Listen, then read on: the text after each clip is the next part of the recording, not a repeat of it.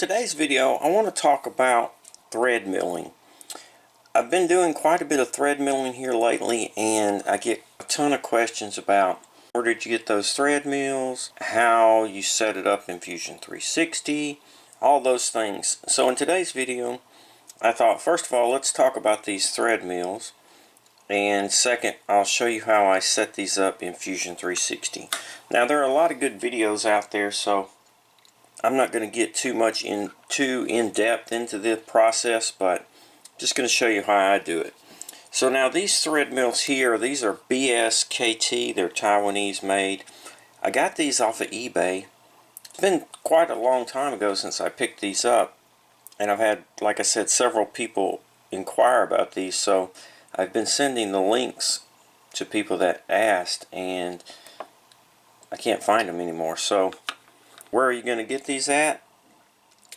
I don't know. I'm going to keep searching, and if I find another supplier, I will let you know. Now these particular thread mills, you can see there's 3 cutters and there's 3 rows of teeth. Now you can pick up other thread mills that have more rows, and the setup for them will be fairly similar to what we're going to do. However, these have 3.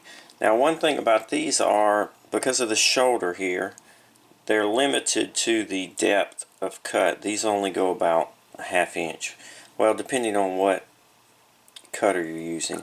This here is a M6 by 1, and the depth of cut here is 12 millimeters. This is an M3, and the depth of cut is 9 millimeters.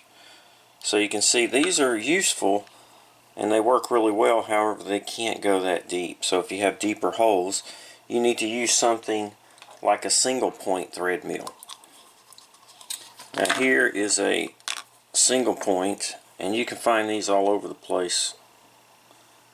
And you can see that you can get a lot longer. And the process is the same. It's just you only got the 1 row of teeth. So when you create your tool in Fusion 360, you'll just create it with just the 1 row. And it just means it'll do more spiral cuts than, say, something with 3 rows. Likewise, if this is doing too many spiral cuts, you can always create your tool with more rows, and it will do less rotations as it's pulling out. But those are some of the types of thread mills. You got your single, and then this 3 row, and then there's also specialty thread mills like this one, which are very expensive, but these will actually drill, thread mill, and then there's, because of the way it's designed, it can actually chamfer the hole. So you can do 3 operations with the 1 tool. Now this particular tool, it was a discounted tool. It was brand new, but for whatever reason, I think it was like $30, $40 or something, and they're normally a couple of $100, and I haven't even used it yet. Wyatt told me about these, and he bought a couple. I think he used them, and they work really well, but I think he ended up breaking at least one of them, so I never did use it.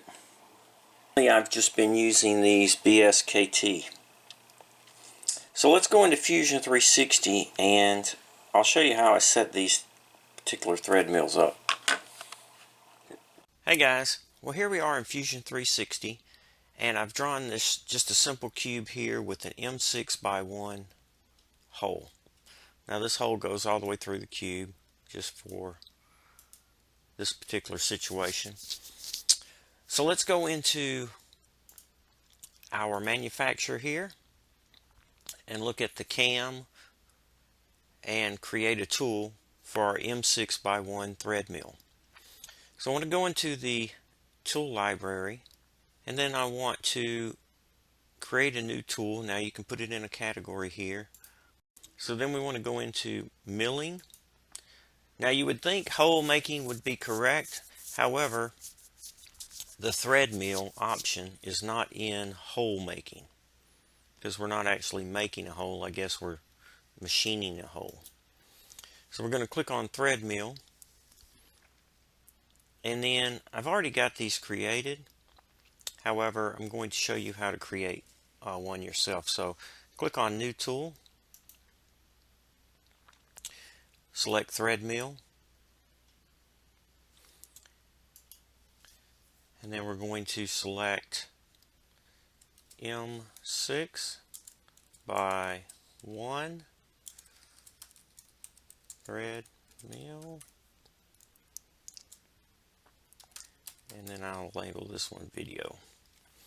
Okay, you can put in your vendor information. This is BSKT.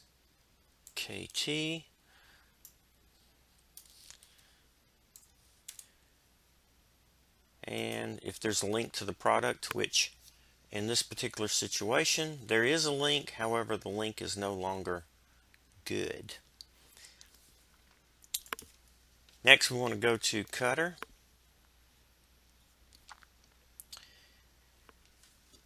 Our type is thread mill. Now because this cutter is metric, I'm going to select millimeters.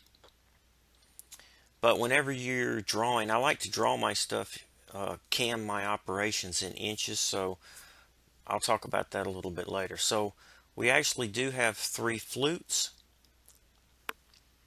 for this particular cutter. It is this is a carbide,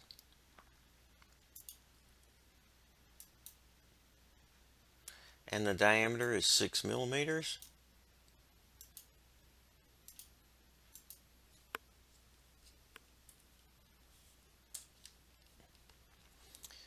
That's our shaft diameter. Our overall length, according to the information on the cutter here, is 50 millimeters. The length below the cutter, or below the holder I should say, I'm not exactly sure what that is. You can measure your stick out, but I'm going to say it is going to be, well, let's make it 30. There we go. Our shoulder length, our flute length. Okay, so our flute length, according to this, is, we can go 12 millimeters deep. Our thread pitch is 1 millimeter.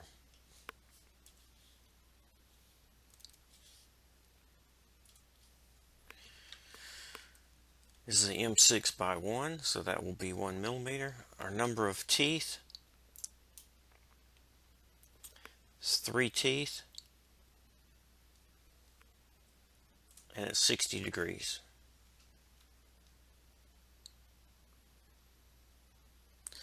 Our flute length is 4 millimeters. Now this is the actual length of the 3 rows here. And then our shoulder length, our shoulder length is 12 millimeters. There we go. That would be our depth of cut here. So you can see now it's created this, our tool basically. Our shaft diameter is 6 inches, but as you can see on the box here, our actual tool diameter is 4.8. Our shaft diameter is 6. There we go. Alright, so we've got all that set up, and that's basically it. Your tool holder, you can select what you have. I'm using a TTS ER16. Now for our cutting data. Our cutting data, we're going to be running at 5,000 RPMs. It automatically puts this surface speed in here, the 75 point, which is okay. Our cutting feed rate, put in 10190.5, which is about 7.5 inches per minute.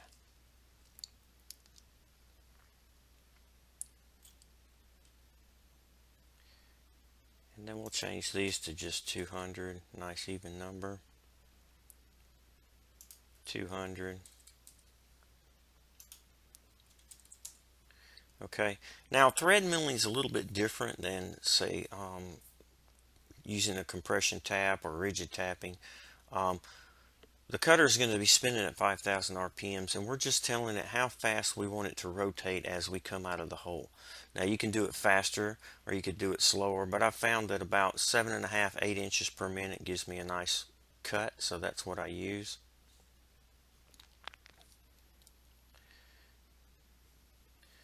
Our feed per revolution, I want it to be 0.04, so 0.04 millimeters, and our plunge feed rate 200.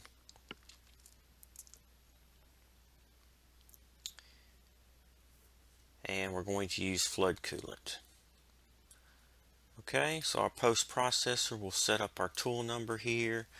We're going to put tool number 200 just because this is just for the video here. But that's our tool. That's how we set it up.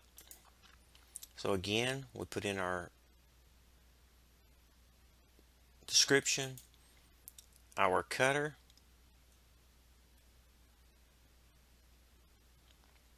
shaft, there's nothing there, our tool holder, whatever you're using, your cutting data here, and your post processor. Now if we go back to cutter here and we select inches, you'll see that it switches it to inches. And our thread pitch is 0.03937, which is 1 millimeter, or about 40 thousandths. Now you can adjust this in your cam if you want to get a tighter hole. Just simply drop this down to about 0.035 or so, and then do a test cut, screw your bolt in there and see if your threads are too tight. You need to loosen them up again, then increase it, so on and so forth. So now that we have our cutter made, then we can just do the setup here. So let's see, new setup. Alright, we'll just leave it like so. That all looks okay, that's good. And then what I normally do is I just create a template, and you can see I have my thread mills here, and so I just click on my template,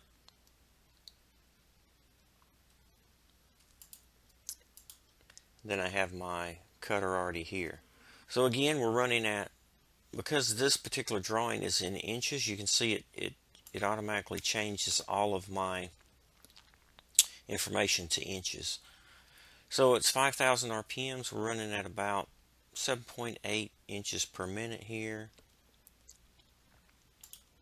We're going to select this particular geometry right there, and you can see it goes ahead and puts the toolpath in there.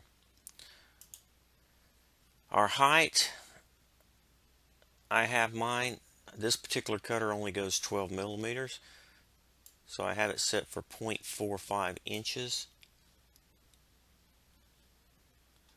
which this piece is only 10 millimeters, so it's going to go below it and then come back up. But because I have this thread mill set up as a template, all this information is automatically put in, so I don't have to re-enter this information every time that I want to use this tool. I like to repeat the pass so that it goes down and cuts the first time and then just kind of does a spring pass on the second go. Now here is the thread pitch. Now your thread pitch is whatever tool you're using. Like this is an M6x1, so the thread pitch is 1 millimeter. Or because we are in inches, let me convert this back to millimeters. There we go. Now let's go back in here and see if it's all in millimeters. Now you can see that everything is in millimeters. So if we go to our thread pitch, it's 1 millimeter. And our thread pitch offset is 0.9906. Now this is because I have changed this, but this pitch diameter offset is the distance between your minimum and your minor and your major, I should say. So technically it should be 1 millimeter, but I have fine-tuned this to get it just right and get the thread the tightness on the thread that I was looking for. So mine, I've got it set up for 0.9906. Now this is all dependent on whatever machine you're using. You might have to adjust this accordingly.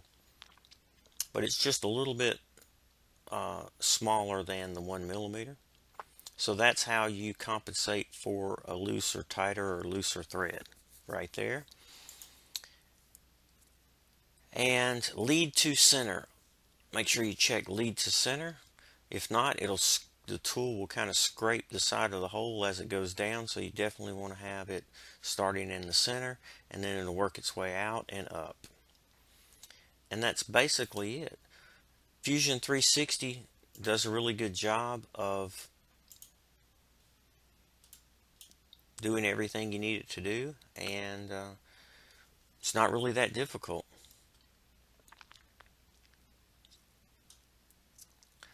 So if we go to simulate this,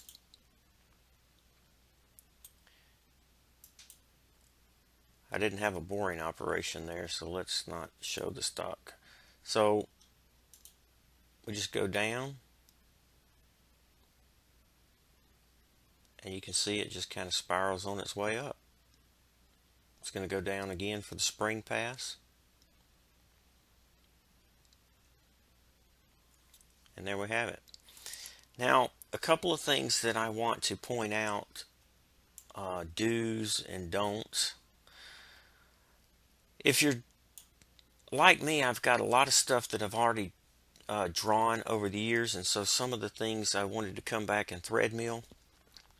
And when I drew them originally, I didn't draw them correctly. So this is an M6 by 1. So this actual hole here is a 5 millimeter. That's the minor diameter. So, or if you're using the hole feature where it creates the hole for you, you can put all that information in there and it's going to draw the correct hole. But this is something that's fairly recent, within the last year and a half or so. Before that, I was just sketching a hole. So if you sketch your hole, make sure you sketch your hole to the minor diameter. Likewise, if you are going to go back and thread mill some drawings that you drew in the past, make sure that the hole is the size you think it is. Case in point, I was machining some parts that had M4 holes. I had went back and changed them to M4 because I kept breaking M3 taps. But now that I have an M3 thread mill, I wanted to try to thread mill the holes. So I went in, I drew my M3 cutter, got everything set up. I did the cam operation on the hole, but I didn't go back and check it to see what size hole I had drew originally, and it was M4. So basically what happened was I tried to cut an M4 thread using, or I tried to cut a M3 thread the diameter of an M4. Luckily I didn't break the cutter, but every time I tried to screw my screw in there, it was way too big. It just dropped right in. And it took me 4 or 5 screw ups to realize, wait a minute, I must have drawn that hole. Let me go check it. So I went back and checked, and sure enough, I had drawn the hole M4, and even though I had drawn it with an M3 thread, it was still an M4 hole, and so Mach 3 was trying to, or Fusion 360, the toolpath was following the diameter of M4 instead of M3. And that wasn't the first time I actually done that, a couple of times. So sometimes I get in a rush and I'm not thinking. I've done the same thing with an M8 hole. I was trying to do an M8 and the hole was M8, but I was using an M6 cutter, and sure enough it made an M8, or tried to make an M8. So I ended up ruining a couple of pieces because of that. So that's just something to be aware of when you're doing this. Make sure that either use the hole feature to draw your holes, or make sure you sketch your holes to the minor diameters, and then that way when you push and pull it will be the correct diameter, correct size. And likewise, if you're going to thread mill an M5, make sure that the threads that you're threading are M5 and not M6, because it will try to do the same thing. It will just follow along that tool path. Okay guys, well, that's just a quick video on how to set up one of these thread mill cutters. I'll keep searching for these particular cutters, and if they become available again, I will put the link in the video description. In the meantime, you can just simply use either a single point thread mill, or you can use a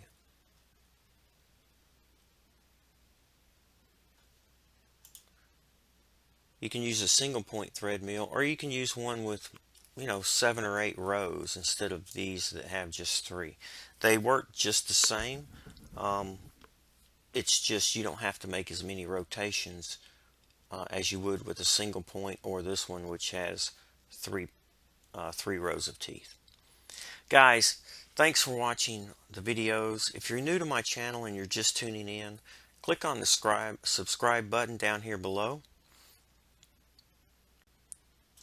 Alright guys, well that wraps up this video. Hopefully this answers some of the questions that I've been getting on Mach 3 and thread milling using these particular thread mills. How to create a tool and go about posting the thread mill operation in Fusion 360. Fusion 360 does a really great job of doing all the work for you, so it's not really that difficult, and it sure does beat tapping holes by hand. Guys, if you're new to my channel and you're just tuning in, click on the subscribe button down here below. When I post a new video, they'll send you a link, and if it's something you're interested in, you can stop by and check it out. As always guys, please feel free to ask questions, make suggestions, or leave comments. Thanks for watching the video guys. Please subscribe to the YouTube channel, and most importantly, thanks for watching, and be safe.